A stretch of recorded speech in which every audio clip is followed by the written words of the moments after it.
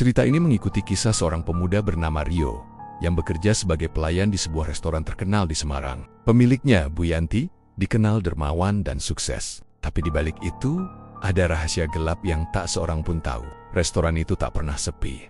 Meski banyak pegawai yang tiba-tiba hilang tanpa jejak. Hingga akhirnya, Rio menemukan sendiri sumber kekayaan dan keberuntungan sang pemilik. Sebuah perjanjian pesugihan yang melibatkan makhluk menyeramkan dari dunia lain. Sebelum lanjut ke ceritanya, jangan lupa subscribe channel Mystery Story, tekan tombol like jika kalian suka dengan ceritanya. Dan silakan tulis di komentar jam berapa dan dari kota mana Anda menonton, dan pastikan tonton sampai selesai karena setiap detiknya penuh misteri yang belum pernah terpecahkan. Aku, Rio, kerja di sebuah restoran terkenal di daerah Banyumanik, Semarang. Namanya Restoran Rasa Bunda.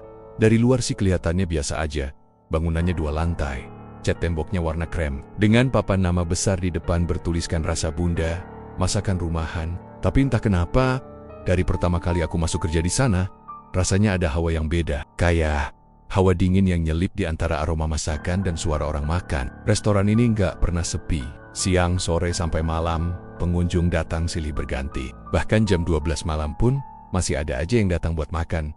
Kadang rombongan, kadang cuma 1-2 orang. Tapi yang bikin heran, beberapa pelanggan yang datang malam-malam itu, mukanya aneh, pucat banget, dan jarang ngobrol. Mereka pelan, tanpa suara, terus tiba-tiba aja pergi tanpa pamit atau bayar di kasir. Tapi anehnya, uangnya selalu ada di meja. Aku sempat pikir mungkin itu pelanggan tetap yang udah akrab sama Bu Yanti, pemilik restoran. Tapi makin lama, makin banyak hal yang gak masuk akal. Bu Yanti sendiri orangnya terlihat sangat ramah. Perempuan paruh baya, kulitnya putih bersih kayak orang jarang kena matahari. Senyumnya lebar, suaranya lembut, dan selalu manggil semua pegawainya dengan sebutan nak. Tapi aku sering ngerasa ada yang aneh di balik senyumnya itu. Kadang, kalau dia lagi bengong di dapur, matanya kosong, dan bibirnya bergorak-gerok kayak ngomong sama seseorang yang gak kelihatan. Pernah sekali, waktu aku mau ngambil piring dari meja sebelah, aku lihat matanya menatapku lama. Rasanya dingin banget, kayak ditatap sama sesuatu yang gak punya perasaan. Aku sempat merinding karena di matanya,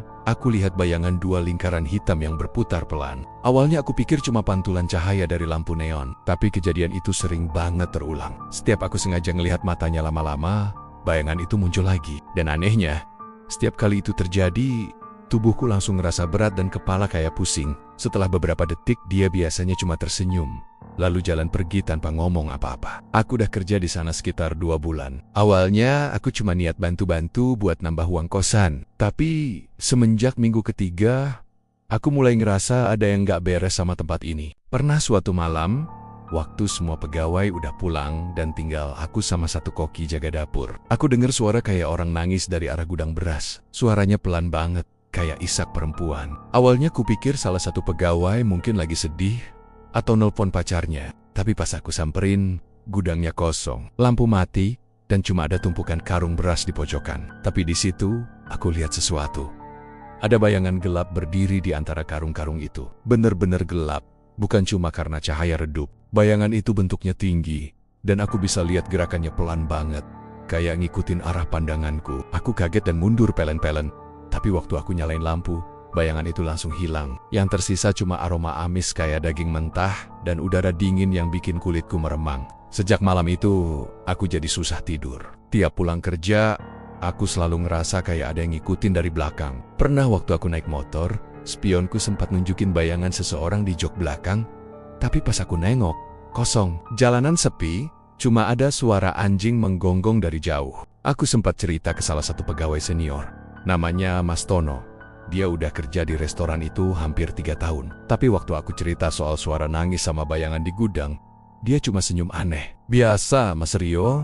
Semua yang kerja di sini pasti ngalamin hal kayak gitu di awal. Lama-lama juga kebal. Aku heran, tapi dia cuma tepuk pundakku pelan dan bilang, yang penting jangan pernah nengok ke arah dapur kalau lampunya mati. Dan kalau Bu Yanti lagi ngomong sendiri, jangan tanya apa-apa. Ucapan itu bikin aku tambah penasaran sekaligus takut. Apa maksudnya? Kenapa harus dapur? Malam berikutnya, aku sengaja lembur lebih lama. Restoran udah sepi, cuma tinggal aku yang bersihin meja dan nyapu.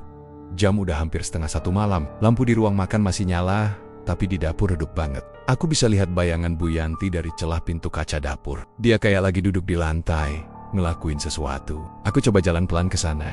Tapi begitu aku mau buka pintu, tiba-tiba lampu seluruh restoran kedap-kedip. Angin dingin berhembus. dari arah dapur.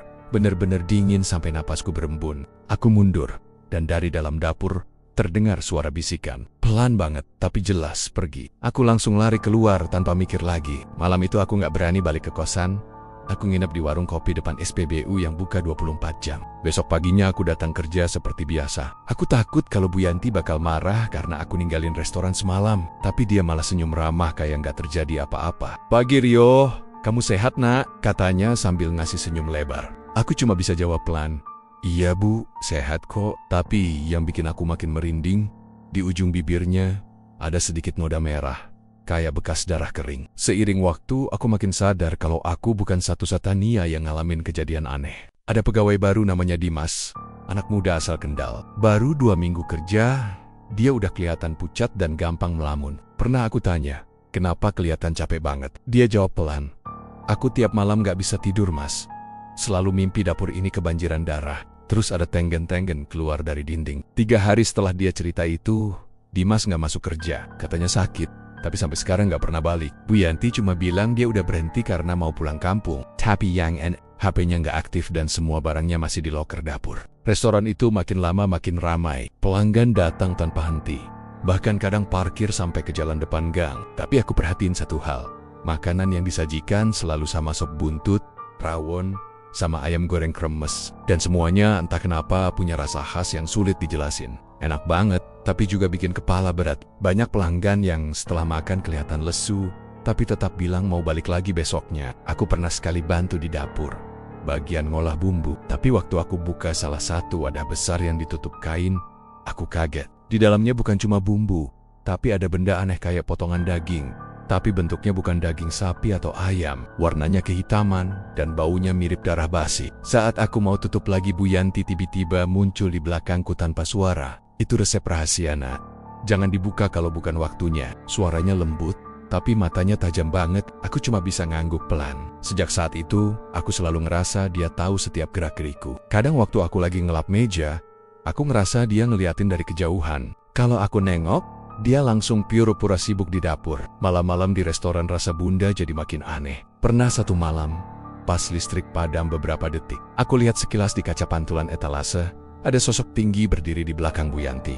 Wajahnya hitam, matanya merah menyala, dan tangannya panjang banget, hampir nyentuh lantai. Tapi pas lampu nyala lagi, sosok itu hilang. Aku berusaha bilang ke Mas Tono, tapi dia cuma geleng pelan. "Kalau kamu pengen tetap kerja di sini, pura-pura nggak tahu aja Rio. Nggak semua hal bisa dijelasin." Malam itu, untuk pertama kalinya, aku benar-benar takut. Takut sama tempat kerja sendiri. Tapi anehnya, setiap kali aku coba resign, selalu ada aja yang nahan. Bu Yanti bilang, "Kamu ini pegawai kesayanganku Rio. Kamu cocok di sini." Dan setiap kali dia ngomong gitu, ada sesuatu dalam diriku yang ngerasa lemah, kayak tubuhku berat banget buat nolak. Matanya yang tajam itu seolah-olah bisa nembus pikiranku. Aku nggak tahu apa yang sebenarnya terjadi di restoran ini. Tapi yang jelas, tempat itu bukan sekadar tempat makan biasa. Ada sesuatu yang disembunyikan di balik aroma masakan dan senyum ramah Bu Yanti. Sesuatu yang gelap, dan aku yakin, cepat atau lambat, aku bakal tahu sendiri rahasia mengerikan di baliknya.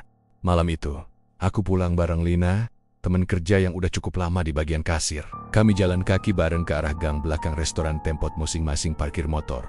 Udara malam di Semarang waktu itu agak lembab, habis hujan sore tadi. Jalanan sepi, cuma suara jangkrik dan sisa tetesan air dari genteng yang jatuh pelan ke tanah. Lina jalan di sampingku, mukanya kelihatan tegang, matanya bolak-balik nengok ke arah restoran yang lampunya baru aja dimatiin. Pas sudah agak jauh dari sana, dia tiba-tiba bisik, "Mas Rio, kamu tahu nggak? Pegawai lama di sini banyak yang hilang loh." Katanya resign, tapi nggak ada satupun yang pamit. Aku langsung berhenti jalan.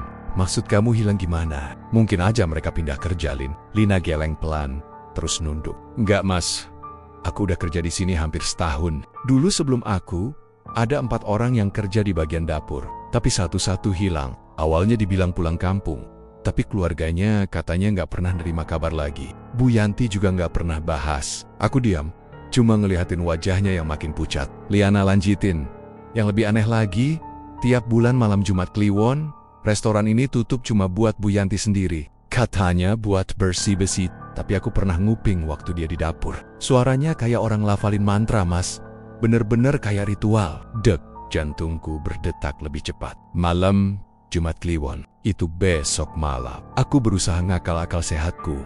Tapi kalimat Lina terus terngiang. Ritual, sesajen, pegawai hilang? Apa mungkin semua itu ada hubungannya? Sepanjang jalan pulang, aku nggak banyak ngomong. Lina juga kayak nyesel udah cerita. Karena beberapa kali, dia nyuruh aku buat pura-pura nggak tahu. Mas Rio, tolong deh, jangan kepo ya. Aku cuma pengen ngasih tahu aja, biar hati-hati, katanya dengan nada pelan. Tapi justru karena itu aku malah makin penasaran. Keesokan harinya suasana restoran seperti biasa ramai, penuh pelanggan. Bu Yanti datang pagi-pagi, pakai kebaya coklat tua dan selendang hijau di bahunya. Wajahnya tetap ramah, tapi kalau diperhatiin baik-baik, kulitnya kayak makin pucat. Entah karena pencahayaan atau emang begitu dari sananya. Setiap kali dia lewat, ada aroma wangi melati bercampur amis yang samar banget. Kayak darah yang disiram parfum bunga. Sepanjang hari aku terus mikirin apa yang Lina bilang semalam. Aku jadi sering perhatiin jerok-gerek Bu Yanti. Kadang dia suka nyelip ke dapur sendirian. Lama banget di dalam. Terus keluar sambil bawa baskom yang ditutup kain putih. Aku sempat nanya ke Mas Tono soal itu. Tapi dia cuma jawab singkat. Kalau itu urusan Bu Yanti. Jangan ikut campur yo. Percaya sama aku lebih baik nggak tahu. Tapi rasa penasaran itu kayak nyangkut di kepala. Aku nggak bisa tenang sebelum tahu apa yang sebenarnya terjadi. Malam itu, setelah semua pegawai pulang dan restoran udah dikunci, aku pura-pura tinggal sebentar di toilet belakang. Aku sengaja ngumpet di situ. Aku udah matiin HP biar nggak kedengaran. Dan nahan napas waktu dengar suara kunci pintu depan dikunci dari luar. Biasanya Bu Yanti bakal sendirian di dalam restoran kalau malam Jumat Kliwon. Aku tunggu sekitar 1 jam. Jam dinding di ruang makan menunjukkan pukul 12:15. Saat itu udara mulai dingin banget, sampai napasku berembun. Dari dalam dapur, samar-samar aku lihat cahaya merah yang berpendar. Aku pelan-pelan jalan mendekat. Hati berdegup keras banget sampai rasanya dada mau meledak. Aku sembunyi di balik tumpukan karung beras di gudang kecil sebelah dapur. Dari celah kecil, aku bisa lihat dapurnya. Lampu dapur mati total, cuma ada 5 lilin merah menyala di lantai, melingkari sesuatu. Bu Yanti duduk bersila di tengah lingkaran itu. Bajunya beda dari biasanya, pakai kain hitam polos, dan rambutnya digelung setengah acak-acakan. Di depannya ada nampan besar berisi sesajen. Nasi putih, bunga 7 rupa, sepotong daging mentah yang kelihatannya bukan daging sapi, dan satu benda yang bikin aku hampir muntah waktu lihat bentuknya, kayak tangan manusia kecil, jari-jarinya masih lengkap. Aku merem sebentar, berharap mataku salah lihat. Tapi waktu ku buka lagi, benda itu tetap di sana, seolah nempel di bayangan lilin yang berkedip-kedip. Bu Yanti mulai ngomong pelan, tapi suaranya bukan kayak biasanya. Berat, parau, kayak ada 2 suara yang tumpang tindih di tenggorokannya. Aku sudah memenuhi janji, restoran ramai, uang terus datang. Tapi dia menagih lagi. Dia bilang, tumbalnya belum cukup. Lalu dia ambil sepotong daging mentah itu dan letakkan di atas tangan kecil tadi. Terimalah ini, Tuan. Daging dan darah pengabdimu. Aku ngerasa dingin menjalar dari ujung kaki ke kepala. Tiba-tiba udara di sekitar dapur berubah berat banget. Kayak ada tekanan aneh. Lilin-lilin itu berkedip. Lalu nyala api mereka makin besar, berubah warna jadi biru. Di antara bayangan temaram itu, aku lihat sesuatu bergerak di belakang Bu Yanti.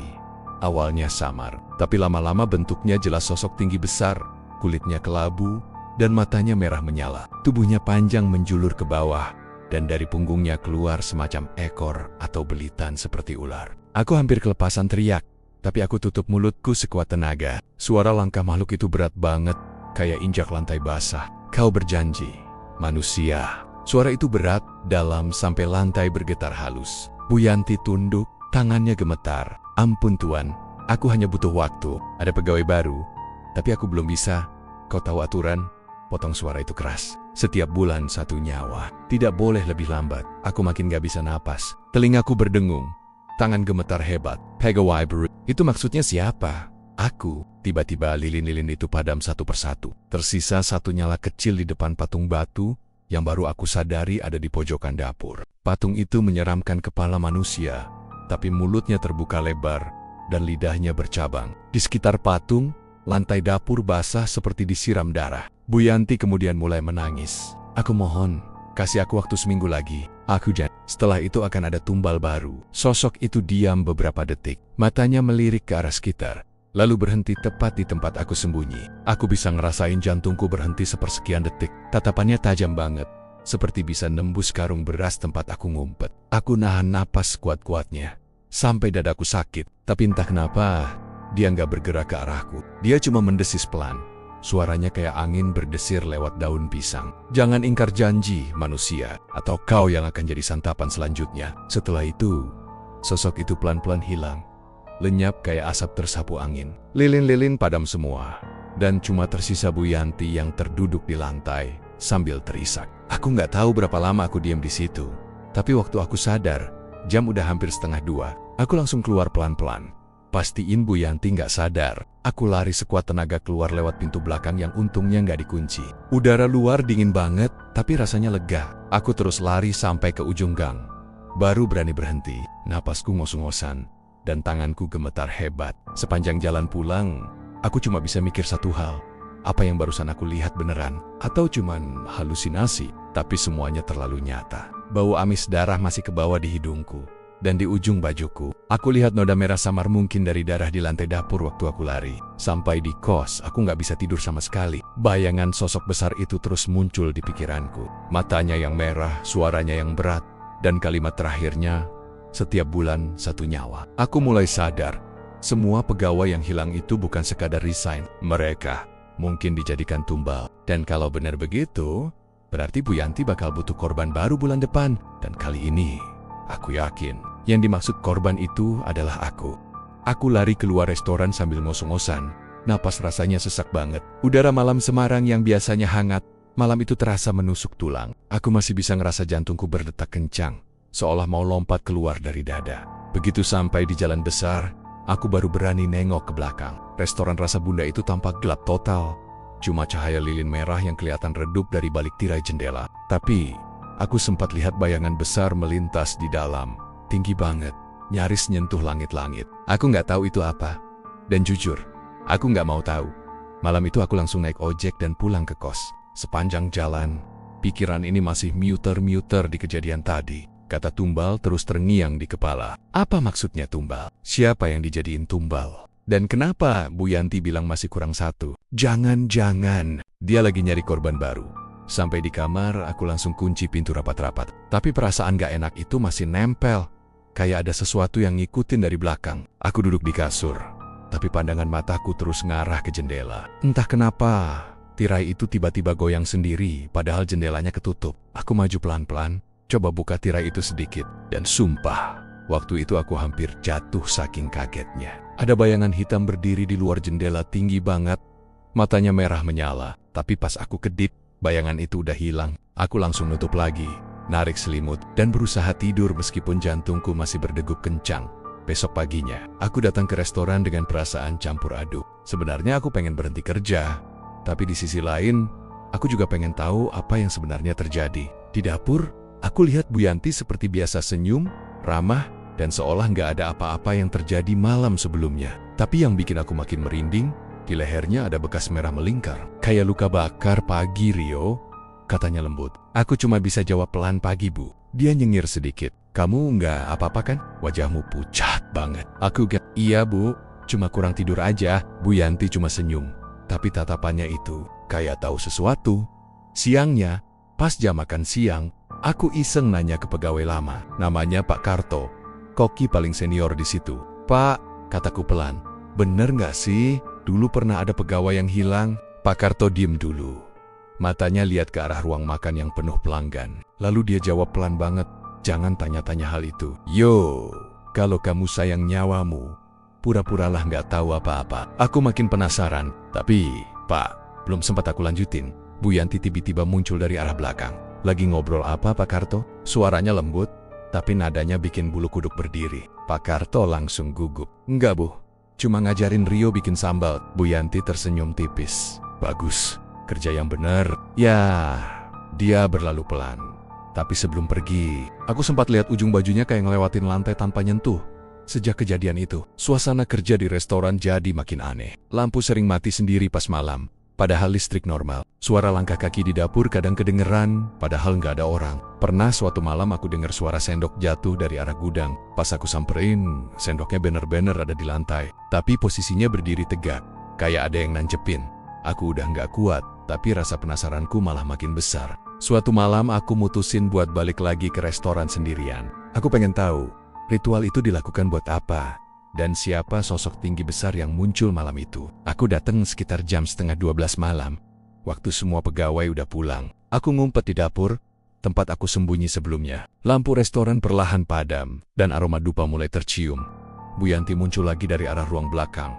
Kali ini pakai kebaya hitam. Di tangannya ada baskom kecil berisi darah ayam dan bunga melati. Dia duduk di tengah ruangan, menyalakan lilin merah, lalu mulai baca mantra dengan suara yang dalam dan berat. Aku persembahkan darah ini untuk penguasa kekayaan. Datangkan keberuntungan, berikan umur panjang. Tiba-tiba udara di ruangan jadi berat banget. Dinding-dinding dapur kayak bergetar pelan. Aku bisa ngerasain hawa dingin yang menusuk tulang.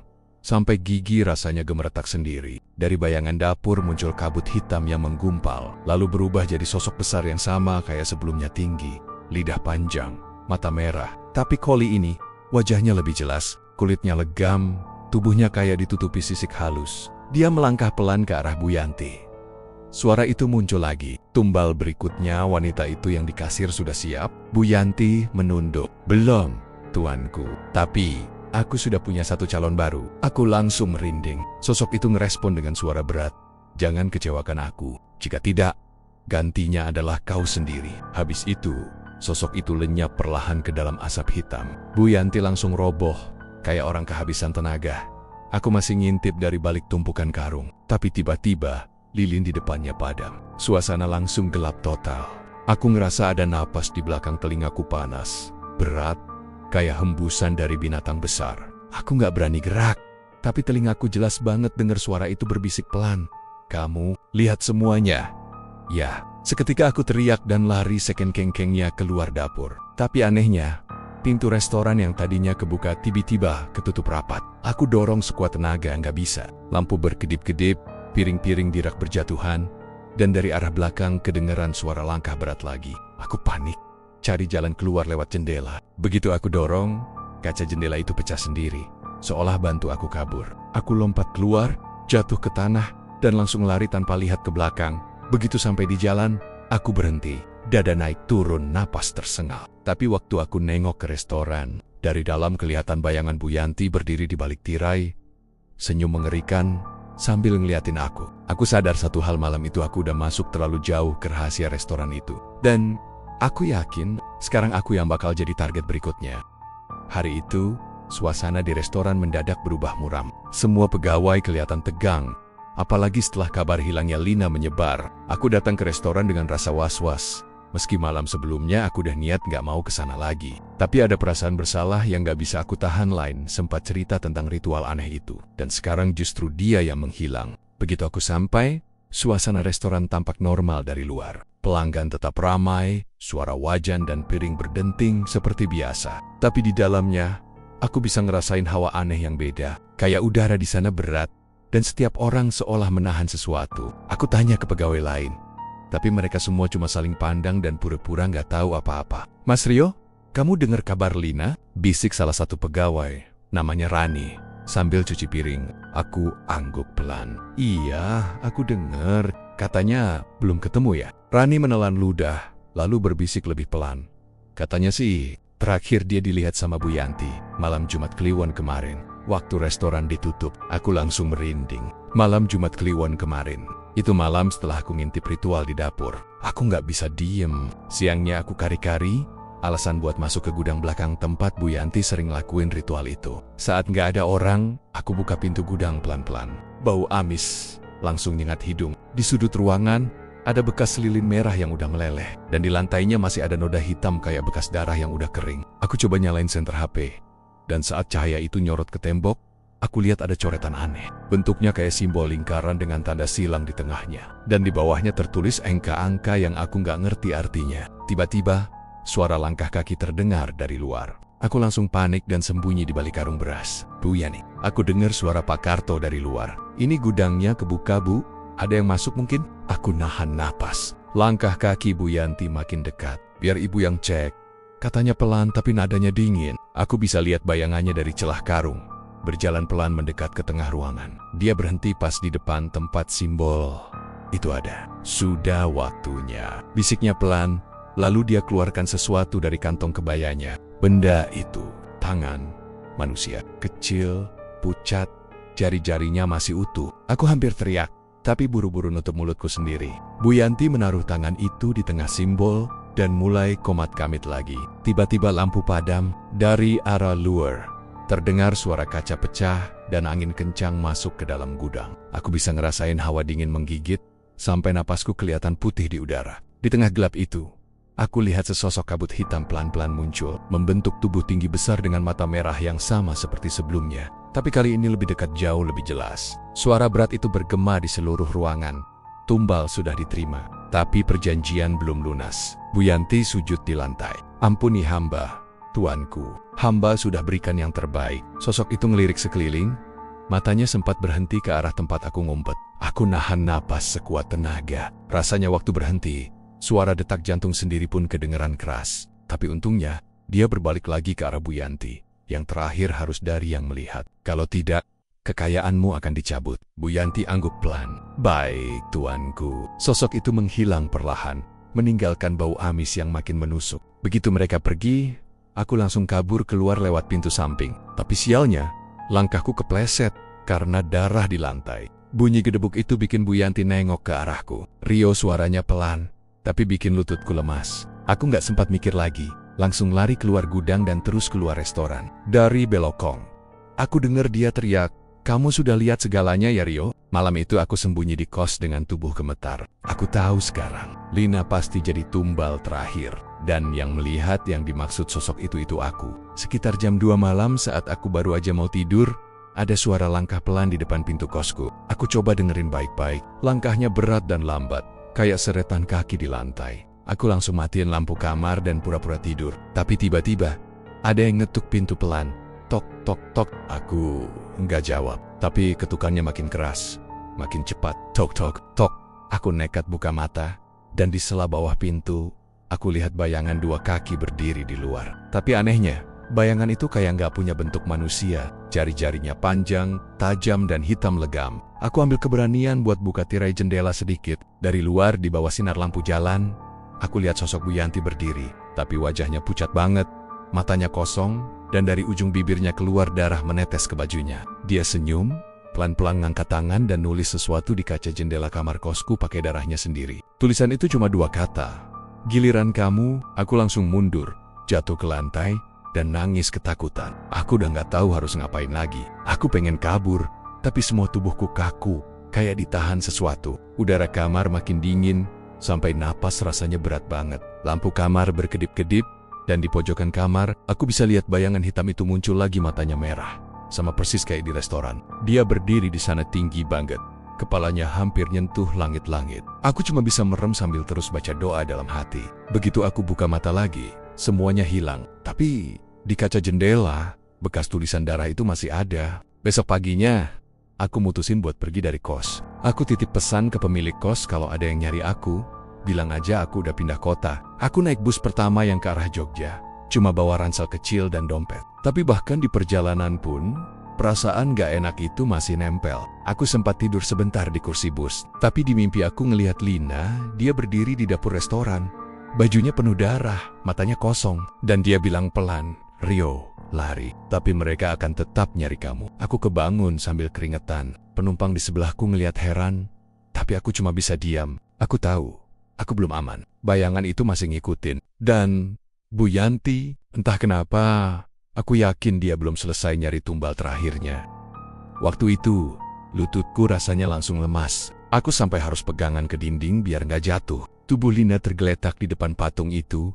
Matanya melotot lebar seolah masih ketakutan waktu nyawanya diambil. Kulitnya pucat kibu-abuan dan dari lehernya kelihatan bekas luka melingkar. Kayak dicekik sesuatu yang besar. Aku hampir muntah ngelihatnya. Tapi aku tahan. Aku harus tetap tenang. Aku harus tahu apa yang sebenarnya terjadi di restoran sialan ini. Aku maju pelan-pelan. Setiap langkah yang aku ambil, lantai batu di ruangan bawah tanah itu bunyinya gemeretak halus. Kayak lagi injak pasir basah. Bau busuk dan amis darah makin kuat sampai bikin mataku perih. Di sekitar patung besar itu, ada banyak simbol aneh digambar pakai darah kering. Lilin-lilin merah di sekelilingnya berkelap-kelip, seolah ikut bernafas. Aku jongkok di samping tubuh Lina. Aku berbisik pelan, "Lina, maafin aku." Suaraku bergetar. Aku tahu kalau aja waktu itu aku ngingetin dia lebih serius, mungkin dia nggak bakal jadi korban. Tiba-tiba dari arah belakang kedengeran suara langkah pelan. Langkah sepatu hak tinggi, pelan, teratur. Dek, aku langsung berdiri dan nengok. Dari kegelapan tangga, muncul Bu Yanti. Tapi kali ini wajahnya beda banget. Mukanya pucat kayak mayat, bibirnya hitam, dan matanya kosong, cuman 2 lubang hitam besar kayak nggak punya bola mata lagi. "Rio," katanya pelan. Suaranya berat, serak, kayak keluar dari tenggorokan yang kering. Aku langsung mundur beberapa langkah, tapi punggungku nyentuh patung besar di belakang. Suhu patung itu dingin banget, kayak es, Bu. "Buyon, ini apa, Bu?" tanyaku gemetar. Dia senyum tipis. "Ini perjanjianku. Aku cuma ingin restoran ini sukses, ramai, nggak bangkrut. Tapi setiap berkah ada harganya, Rio." Aku menatapnya tajam, antara takut dan marah. "Jadi ... Lina. Dia dijadiin tumbal?" Bu Yanti diam sebentar. "Semua orang punya takdir, Rio. Ada yang jadi rezeki, ada yang jadi pengorbanan. Aku nggak tahan lagi." "Bu Yanti, ini gila." Dia malah tertawa pelan, nadanya datar dan menakutkan. "Yang kamu sebut gila itu kenyataan, Rio. Dunia ini nggak cuma punya manusia. Kau pikir semua kesuksesan datang dari kerja keras?" Aku coba lari, tapi tiba-tiba pintu di atas tangga nutup sendiri dengan suara gedebuk. Charisma. Ruangan langsung gelap total. Lilin-lilin berkedip makin cepat. Aku panik, mataku nyari-nyari jalan keluar.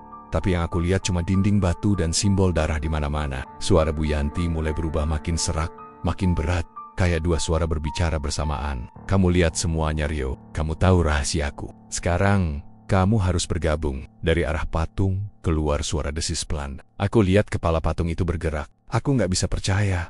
Tapi patung itu hidup. Dari mata batu patung itu keluar cairan hitam yang menetes ke lantai.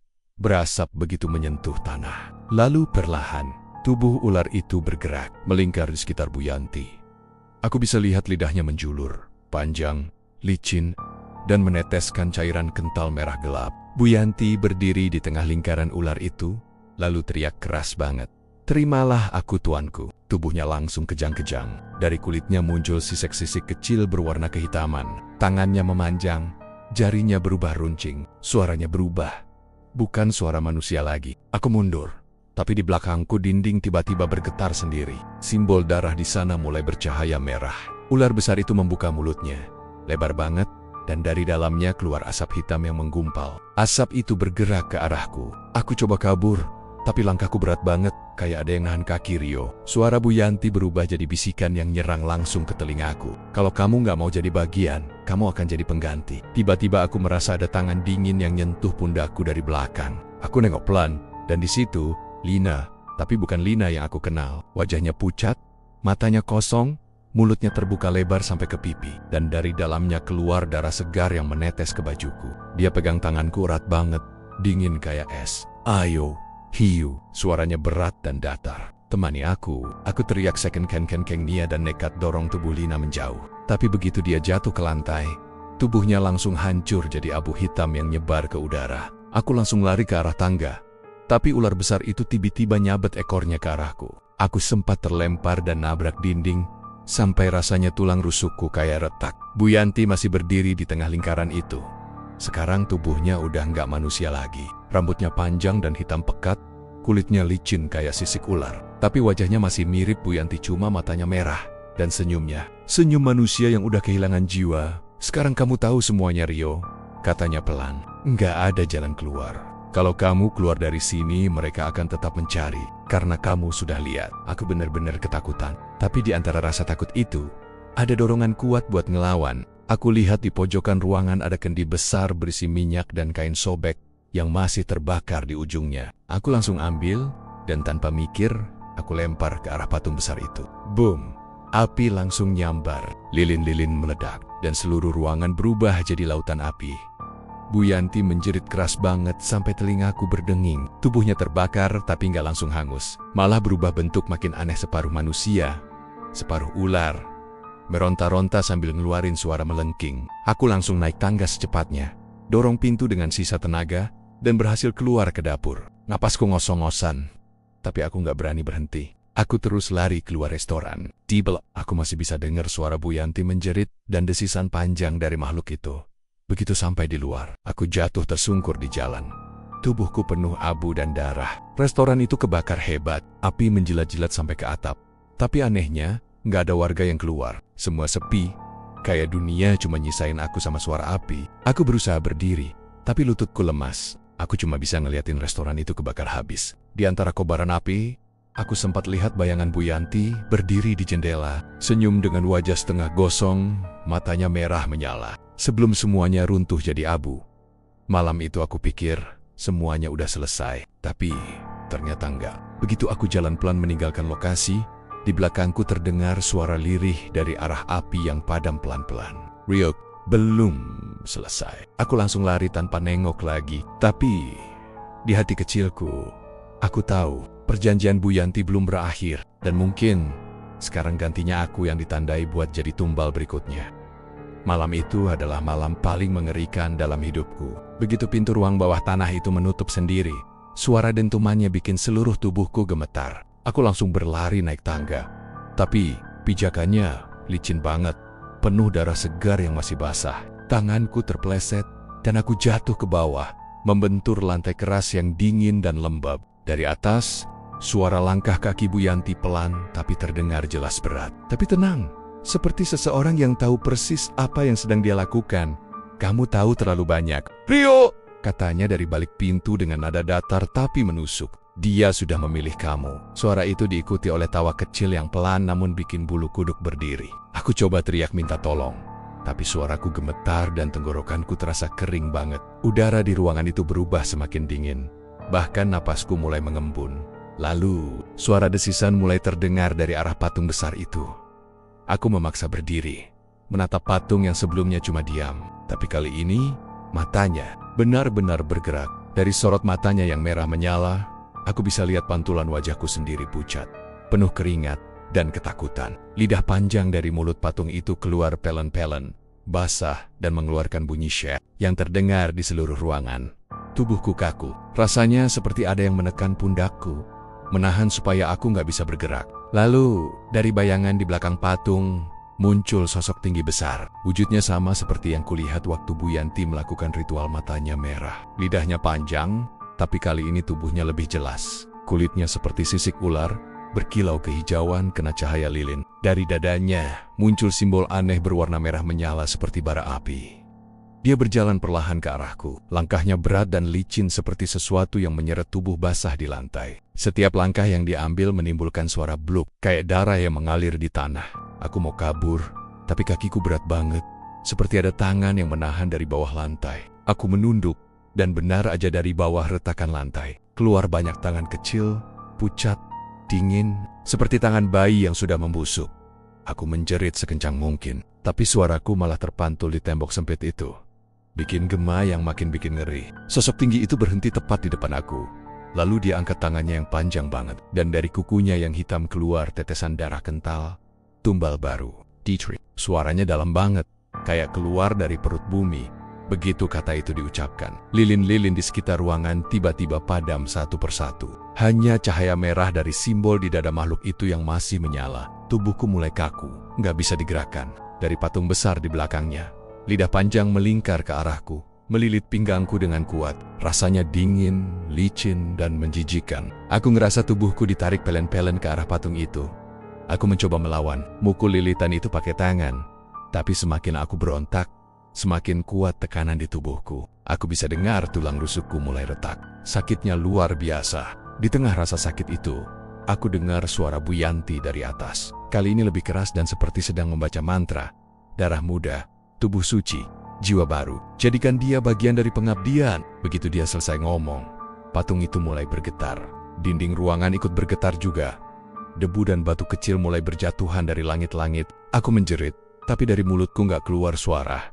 Hanya darah yang menetes dari bibir. Lidah patung itu menarikku makin dekat ke wajahnya. Dan aku bisa lihat dari mulut patung itu ada mata kecil yang melotot ke arahku. Matanya hidup. Patung itu bukan cuma benda mati. Itu sesuatu yang hidup dan lapar. Tiba-tiba, suara seperti ribuan ular mendesis bersamaan terdengar di seluruh ruangan. Dari celah-celah lantai, dinding, bahkan dari atap, keluar ular kecil warna hitam legam. Matanya merah menyala. Mereka naik ke tubuhku, melilit tangan, kaki, bahkan leherku. Aku ngerasa kulitku dingin kayak es. Sementara mereka mulai menggigit pelan. Setiap gigitan rasanya kayak terbakar. Seperti racun yang menyebar cepat di seluruh tubuh. Aku mulai kehilangan tenaga. Pandanganku kabur. Tapi sebelum semuanya benar-benar gelap, aku sempat lihat sesuatu. Tubuh Lina yang tadi tergeletak di depan patung, kini bangkit perlahan. Matanya kosong, dan wajahnya penuh luka. Dia jalan pelan ke arahku. Tapi bukan seperti manusia, lebih kayak boneka yang dikendalikan tali tak terlihat. Bibirnya terbuka, dan dari dalam mulutnya keluar suara pelan. Tapi jelas banget, giliranmu Rio. Aku mau teriak, tapi suara itu lenyap di tenggorokan. Lidah patung semakin kuat menarik tubuhku ke arah mulutnya yang terbuka lebar. Dari dalamnya keluar udara busuk, campuran bau darah, bangkai, dan kemenyan. Aku ngerasa seperti ditarik masuk ke dunia lain. Cahaya lilin terakhir padam, dan semuanya berubah jadi gelap total dalam kegelapan itu. Aku bisa dengar napas Bu Yanti yang pelan, tapi teratur. Seperti orang yang puas. Lalu suara langkah kakinya menjauh dari pintu atas. Aku coba panggil, tapi yang keluar cuma bisikan serak. Tanganku nyari pegangan, tapi cuma dapat tanah basah dan darah yang masih hangat. Perlahan, aku ngerasa sesuatu merayap di dada, lalu masuk ke dalam tubuhku dingin, panjang, seperti ular yang menembus kulit dan tulang. Aku ngerasa jantungku berhenti berdetak di detik terakhir sebelum aku pingsan. Aku dengar suara itu lagi, yang sama seperti sebelumnya. Sekarang kamu milikku. Setelah itu, gelap. Semua sunyi. Aku nggak tahu berapa lama aku pingsan. Tapi ketika akhirnya aku sadar, aku udah nggak di ruang bawah tanah itu lagi. Aku terbaring di lantai dapur restoran. Bau amis darah masih kuat banget. Tapi anehnya, nggak ada siapa-siapa. Samuel besi, patung itu nggak ada. Lilin-lilin yang tadi menyala juga hilang. Cuma ada suara kulkas berdengung pelan dan cahaya lampu putih terang. Aku bangkit pelan, masih lemas. Di dinding dapur aku lihat cermin besar. Tapi waktu aku ngelihat bayanganku di sana, mataku bukan lagi hitam. Mataku merah, kulitku tampak lebih pucat. Bahkan di bagian leherku, ada bekas sisik kecil yang samar tapi jelas terlihat. Aku mundur pelan, ketakutan. Tapi di cermin, bayanganku malah senyum. Senyum lebar banget, padahal aku nggak. Dari pantulan itu, bayanganku buka mulut dan ngomong dengan suara serak, berat, dan bukan suaraku. Selamat datang, penerus baru pesugihan. Dan tiba-tiba, semua lampu mati lagi. Jalap total. Dari arah dapur, terdengar suara desisan panjang yang familiar. Diikuti tawa kecil Bu Yanti. Malam itu, aku sadar, aku nggak pernah benar-benar selamat dari tempat itu. Beberapa minggu setelah kejadian mengerikan itu, suasana di sekitar restoran Rasa Bunda berubah total. Restoran itu, yang sempat tutup beberapa hari karena katanya renovasi kecil, kini malah makin ramai. Spanduk besar dipasang di depan bertuliskan Rasa Bunda, cita rasa khas Jawa asli. Lengkap dengan gambar Bu Yanti yang tersenyum lebar. Dari luar, semua tampak biasa, bahkan menyenangkan.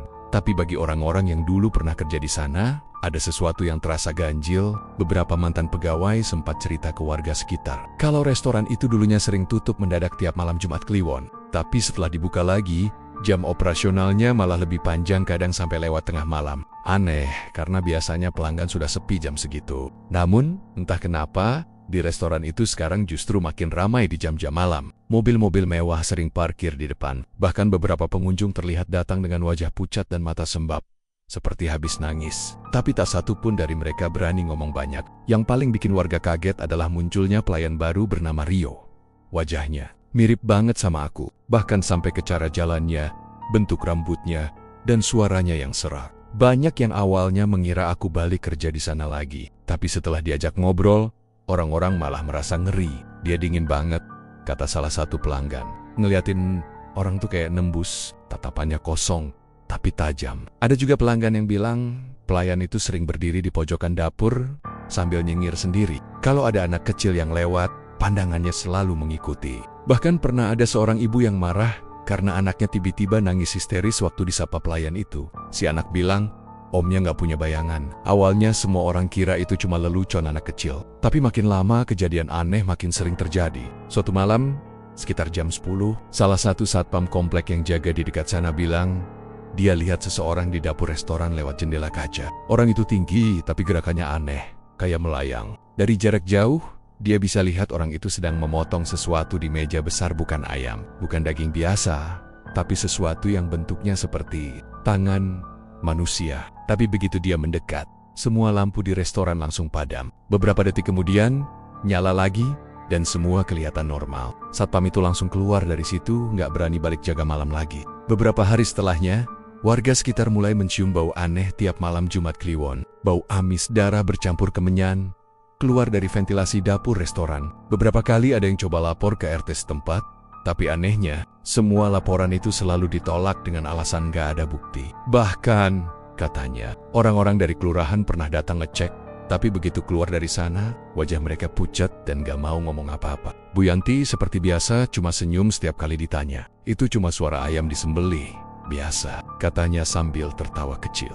Tapi di balik tawa itu, banyak yang bilang mereka sering lihat bayangan tinggi besar di belakang Bu Yanti. Bayangan itu nggak pernah bergerak, tapi matanya merah menyala. Pernah juga ada pelanggan yang nekat live di TikTok waktu makan di sana. Katanya dia mau buktiin kalau cerita-cerita mistis itu cuma hoax. Tapi di tengah siaran wahannya tiba-tiba berubah pucat. Dia berhenti ngomong, lalu menatap lurus ke arah dapur. Penonton yang nonton live-nya bilang, di belakang pelayan yang berdiri di dapur, ada sosok hitam besar dengan lidah panjang menjulur sampai lantai. Siaran langsung itu langsung mati, dan akun TikTok-nya hilang beberapa jam kemudian. Sampai sekarang, orangnya nggak pernah muncul lagi. Restoran itu, anehnya, tetap ramai, bahkan makin terkenal. Orang-orang bilang makanannya enak banget, tapi rasanya aneh. Susah dijelasin, kayak ada sensasi gurih darah yang bikin ketagihan. Suatu malam, salah satu pelanggan tetap yang sering makan di sana cerita ke temannya. Katanya, dia pernah lihat sendiri pelayan bernama Rio itu masuk ke dapur sambil bawa baskom besar penuh darah. Tapi anehnya, dia keluar dari dapur dengan baskom kosong dan wajahnya bersih. Padahal, bajunya sebelumnya penuh noda merah. Warga sekitar mulai bisik-bisik. Katanya, Rio itu bukan manusia. Dia cuman wadah, rohku yang dulu udah ditumbalkan.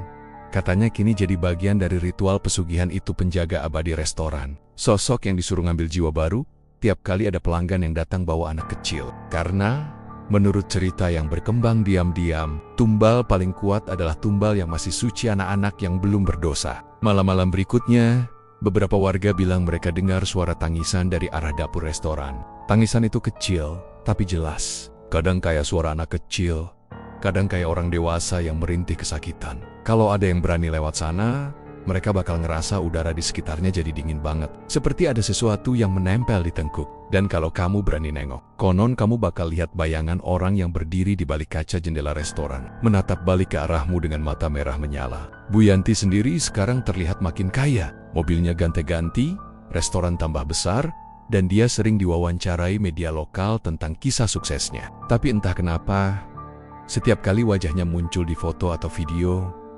ada sesuatu yang aneh. Di bagian lehernya, kalau diperhatiin baik-baik, terlihat sisik tipis berwarna hijau tua. Banyak orang gak sadar, tapi bagi mereka yang peka, mereka tahu itu bukan hal wajar. Dan soal pelayan baru bernama Rio, dia sekarang bukan cuma kerja di dapur. Katanya, kadang dia suka muncul di parkiran belakang, bantu pelanggan keluar. Tapi yang aneh, setiap kali ada pelanggan yang makan di sana dan gak bayar, atau bikin masalah sama Bu Yanti, orang itu pasti hilang keesokan harinya. Orang-orang di sekitar bilang, itu kebetulan. Tapi kalau kamu perhatiin, di tembok belakang restoran, ada noda merah besar yang gak pernah bisa hilang walau dicat berkali-kali. Bentuknya seperti tangan seseorang yang menempel dan menjerit minta tolong. Sampai sekarang, restoran Rasa Bunda masih buka. Makin besar, makin ramai. Banyak yang datang karena penasaran, banyak juga yang datang karena katanya makanan di sana nggak ada tandingannya. Tapi, kalau kamu lagi di Semarang, terutama di daerah Banyumanik,